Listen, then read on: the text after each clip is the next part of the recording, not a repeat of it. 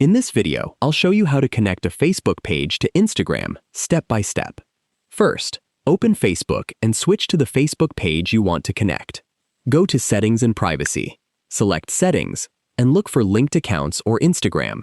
Choose Connect Account and sign in to the Instagram account you want to connect. Review the permissions and confirm the connection. You can also connect the accounts through Meta Business Suite by opening your business portfolio, going to Settings, selecting Business Assets, and adding your Instagram account to the appropriate Facebook page when available. Once connected, you can manage eligible Facebook and Instagram content, messages, and other business features from Meta Business Suite. If the connection doesn't work, make sure you're using the correct Instagram account and that you have the required access to both the Facebook page and Instagram account. Finally, check your page settings and Meta Business Suite to confirm that the accounts are connected successfully. That's how you can connect a Facebook page to Instagram and manage both platforms together.